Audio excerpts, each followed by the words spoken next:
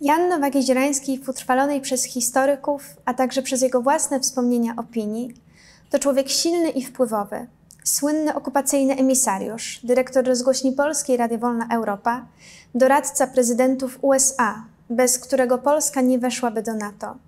Mało kto jednak wie, jakim w rzeczywistości był człowiekiem i jak wyglądało jego prywatne życie. Odpowiedź na to pytanie trudno znaleźć w jego wspomnieniach, korespondencji czy książkach. Pracował cały czas, nawet wolne chwile spędzał w gronie najbliższych współpracowników. Chętnie jeździł wraz ze Zbigniewem Brzezińskim i jego żoną na farmę Paula Hensego. Przyjeżdżali tam goście z Radia Wolna Europa, członkowie amerykańskiej administracji, profesorowie i dziennikarze. Dotarcia do prywatnego Jana nie ułatwiają także wspomnienia jego przyjaciół. Według Brzezińskiego Jan i Jadwiga Jeziorańscy poświęcili się całkowicie sprawie Polski i działalności o charakterze polityczno-niepodległościowym. Nie mieli dzieci. Był po prostu zapracowany Janek, wsparty w każdej życiowej sprawie przez Gretę. Potwierdzają to słowa Zdzisława Nejdera, późniejszego dyrektora Wolnej Europy, według którego Jan Nowak i Jerzy Giedroyć byli dwoma najbardziej pracowitymi ludźmi na emigracji. Nie mieli czasu na urlopy, nie mieli czasu na życie prywatne. Przez cały czas wirowały im w głowach pomysły. Wielu znajomych Jana podkreślało jego trudny charakter.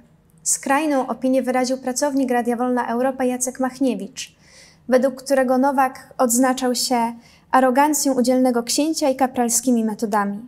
Wielką jego wadą było bardzo ograniczone poczucie humoru. Tę sztywność w obyciu potwierdziła Barbara Nawrotowicz, która otrzymała pewnego dnia polecenie złożenia na antenie Radia Wolna Europa życzeń proletariuszom wszystkich krajów, żeby dopięli swojego celu. Wspominała: powiedziałam, że życzę, aby dopięli swojego celu, bo to nieładnie chodzić z rozpiętym. Nowak zawołał mnie, miał siny nos, a on jak był wściekły, to mu nos siniał. Zwołał gremium, wicedyrektorów i 3 kolegów, żeby ocenili moje zachowanie na antenie. Nowak z sinym nosem puścił nagranie i jak powiedziałam, że nieładnie chodzić z rozpiętym, to panowie wybuchnęli śmiechem. Nowak, który był świetnym radiowcem, ale nie miał poczucia humoru kompletnie, zdębiał, zamilkł, a ja nie straciłam posady. Dyrektor Radia Wolna Europa potrafił się jednak także bawić i bywały chwile, kiedy demonstrował spory dystans do siebie. Dowodzą tego liczne zdjęcia z balów karnawałowych organizowanych przez pracowników rozgłośni w latach 50. i 60. Według Janusza Marchwińskiego Jan był konkretny, błyskotliwy i choć czasem czerwieniał, wrzeszczał, darł się i tupał nogami, był jednak przy tym niesamowicie urokliwym wizjonerem o nieprawdopodobnym poczuciu sprawiedliwości. Na starość zyskał dodatkowo to, czego wcześniej nie miał, czyli poczucie humoru.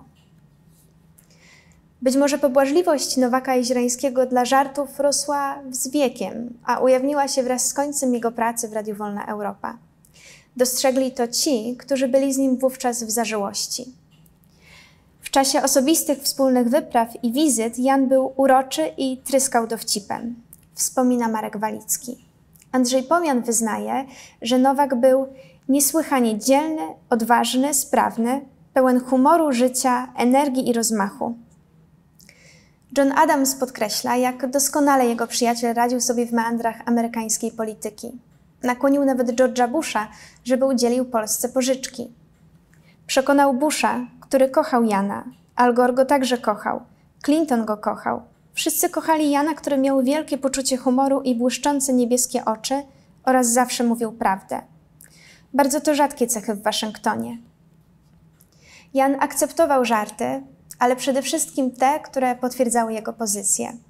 Ubawiła go delikatna złośliwość wicedyrektora Radia Wolna Europa Rossa Johnsona, który tak skomentował jego ostre spory z zarządem radia. To było bardzo rozsądne z twojej strony, że nigdy nie groziłeś dymisją częściej niż raz dziennie. Jadwiga i Jan skutecznie chronili swoją prywatność. Kiedy amerykańska wytwórnia filmowa chciała nakręcić sensacyjny film o ich działalności wojennej, zerwali umowę, nie chcąc dzielić się intymnymi szczegółami ze swojego życia.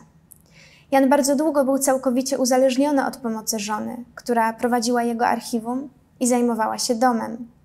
Przełom nastąpił w 1999 roku, kiedy Jadwiga zmarła po ciężkiej chorobie, a osamotniony Jan zaczął myśleć o powrocie do Polski. W wywiadzie udzielonym Lilianie Śnieg-Czaplewskiej wspominał: kuchni nie tykałem. Nigdy nie prałem własnej koszuli. W ogóle nie przypominam sobie takiego incydentu, ani z prasowaniem. Wszystko robiła sama. Greta była najbliższym mi człowiekiem. Żyła tylko dla mnie. Wspominał. Żałował, że nie mieli dzieci, choć dzięki temu mógł w pełni skoncentrować się na swojej pracy. To był pierwszy raz, kiedy odsłonił publicznie swoje uczucia. Pochłoniętemu pracą Janowi zawsze towarzyszyły psy. Pierwszy był Jamnik, robak, który ledwo przeżył wojnę i został uratowany przez matkę Nowaka Jeziorańskiego podczas ewakuacji z Warszawy. W Londynie Nowakowie kupili pierwszą golden retrieverkę, Ledę, która była z nimi kilkanaście lat. Następna była Żaba, która przeżyła w czasach wolnej Europy tylko kilka lat. Ostatniego goldena wybrał pod koniec życia, w 2004 roku, kiedy zamieszkał na stałe w Polsce. Po odebraniu psa z hodowli okazało się, że nazywał się Łącznik, a właśnie tak Jan mówił o swojej okupacyjnej roli. Z kolei dziadek psa miał na imię Agat Rancho Wolna Europa. Ostatecznie jednak Jan nazwał nowego goldena po prostu Morusem. Być może prawdę o osobowości Jana Nowaka najlepiej oddają jego własne słowa. Mieć misję i cel. Wiedzieć, po co się żyje, po co się pracuje, po co ryzykuje. Mieć cały czas poczucie, że służy się swojemu powołaniu, które jest sprecyzowane i wiadomo, na czym polega. To najważniejsze.